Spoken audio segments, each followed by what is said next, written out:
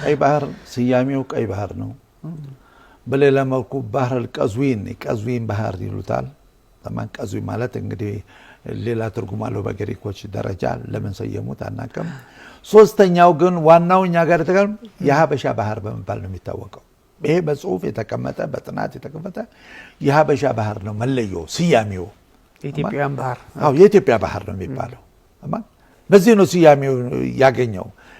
ታገኛለህ ጎግል ላይ የምትገባ ይሄን ስያሜ ታገኛለህ ተረጋግጦ የተቀመጠ እኔ የፈጠርኩት አይደለም ለምን ይሄ አባባል መጣ ሲባል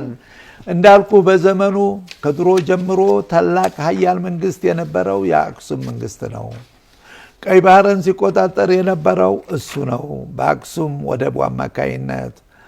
ከዛ በዛ በኩል ያሉት ሂጃዝ የሚባለው ይሄ መካ መዲናን ያቀፈ የጎሳ መሪዎች ነው እንጂ ንጉስ አልነበረም በኋላ ኡትማንዮች መጡ አባሲዮች መጡ የንጉስ አብደላ የጆርዳኑ ንጉስ አባት ሸሪፍ ይባላሉ እነሱ ያስተዳድሩ ነበር መካ መዲናን እንደ ቁልስ ነው እንጂ በመንግስት ደረጃ ግን ገዥ አልነበሩም ንጉስ አብዱልአዚዝ መጣና የዛሬ 95 አመት ያን ሁሉ ኤሪያ በጎሳ የሚተዳደረውን ሰበሰበና አንዲት ሳኡዲ የምትባል ሀገር መሰረተ አሁን መንግስት ያገኘው እንግዲህ ኤሪያ በንጉስ አብዱልአዚዝ መሪነት አካባቢ ነው እንጂ ከዛ ፊት ንጉስ የምትለው መረጃ የምትለው ኃይል የሚባለው ክብል ራሱ የጎሳ መሪ ነበር ደቡብ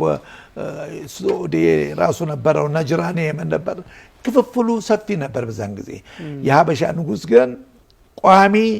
የሚከበር በቂ ሰራዊት ያለው በቂ ኢኮኖሚ ያለው በቂ ኃይል ያለው አክሱም ላይ የነበረው መንግስት ነው እሱ ነው ቀይ ባህርን ሲቆጣጠር የነበረው ለዚህ ነው የሰየሙትም የሀበሻ ባህር ብለው ሰይሞታል ኢትዮጵያ ባህር ብለው ሰይሞታል ይሄ አይካድም ታሪኩ በሙሉ ያስቀምጥላል ያንተ ንብረት መሆኑን